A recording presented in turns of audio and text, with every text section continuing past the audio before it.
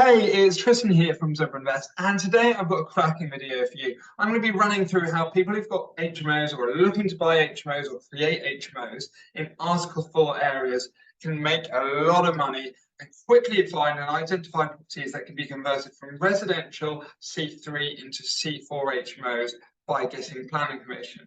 So what am I on about? So in a few places around the country, there's limits. So the idea is if there's already an Article 4 area in place, and that means that you can't convert a property from a residential property to an HMO C4 unless you can get planning permission to do so, or if you've got grandfather rights. So the idea is if that property's been used as an HMO for years and years and years already, you can keep using it and you can demonstrate that it's still been used.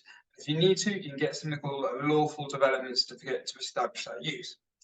But this is where the difference is. If you think about it and you've got an area where there's lots of HMOs and it's in a part of the country where you've got an Article 4 area in place, when you've got an HMO, you end up having a much higher value on it than just the standard residential one, because there's more demand to be able to buy and get hold of those properties as rental properties and properties creating an income than those that are just standard residential houses. And as we know, you can imagine somewhere like Nottingham, it's got a really busy, booming city centre, and it's got two sets of universities. It can be pretty hard to find the right property to do it. And the same goes in Portsmouth, where I used to go to university. There's loads of HMOs, but the council don't want any more HMOs.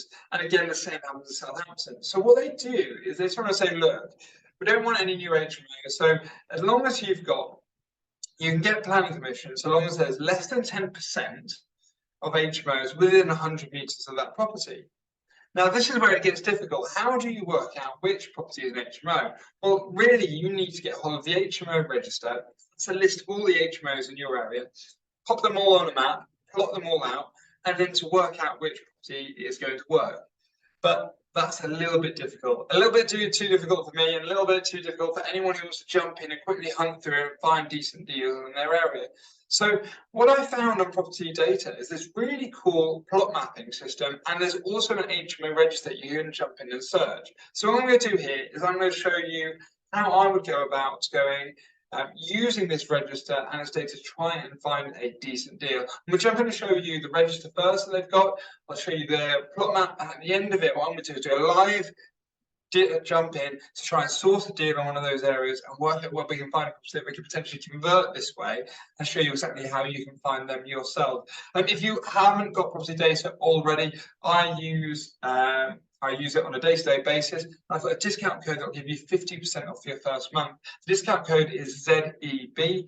And if you use the code with the address that's in my description box below and just click through on that, that will also give you a 14-day free trial. So that means you're going to get effectively a month free.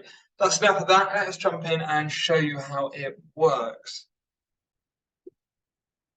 So here we go. We head straight over to PropertyData. If you haven't already signed up or used it before, you can try for free.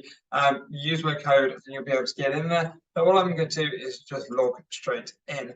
So we're going to go into it here, and the first thing that I want to do is just go in and show you the little evaluate tool. And here, as I said, it's got a national HMO register.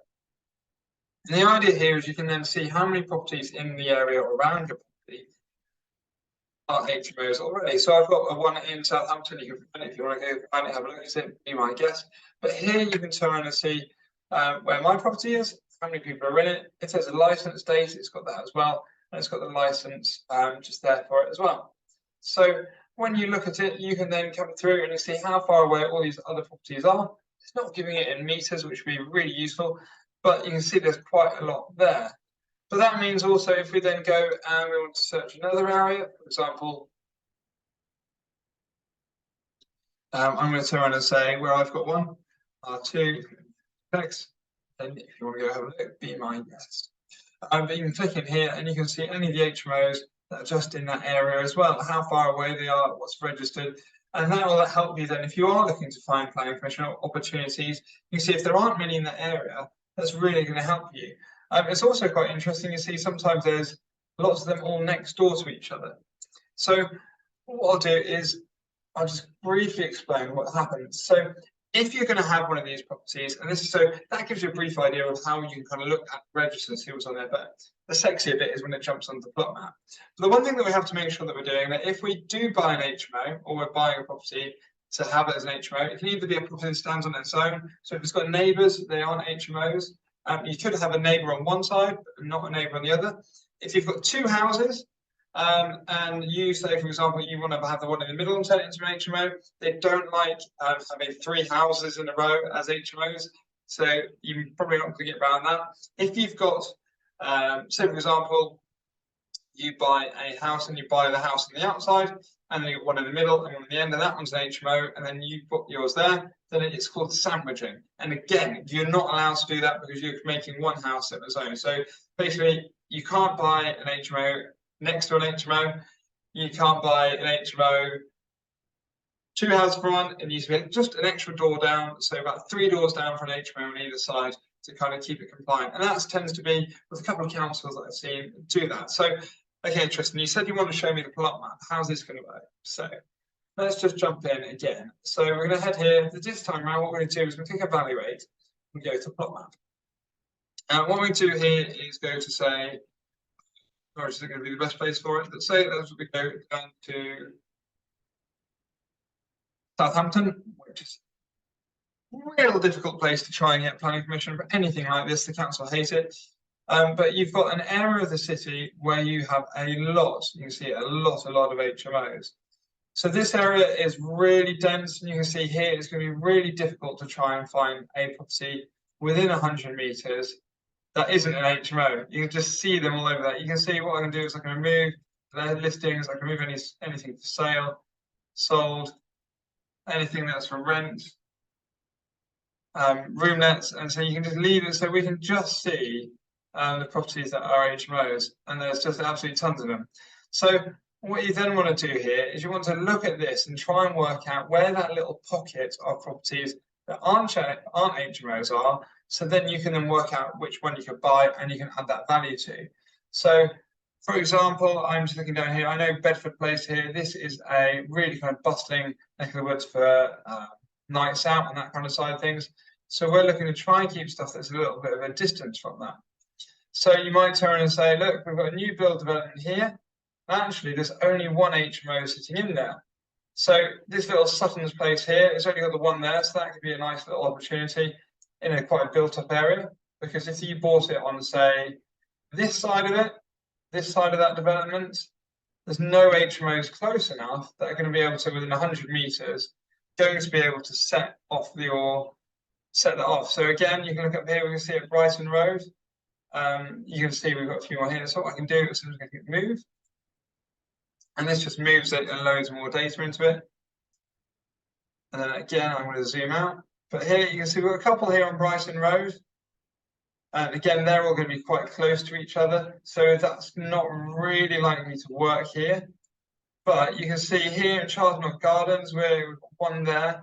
But this area, you're likely to be able to pick up an HMO license or HMO planning because there aren't any other HMOs near it. And again, here you can see there's more there. So this little pocket here might be a reason why people don't want to buy there. That could be quite a good area to be able to buy those HMOs. Again, if I just move back down,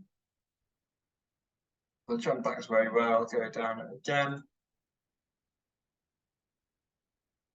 And you can see just by working around this area, we can start to see where we've got a few opportunities, where there's gaps. And here we're now going to be slap bang in the city centre.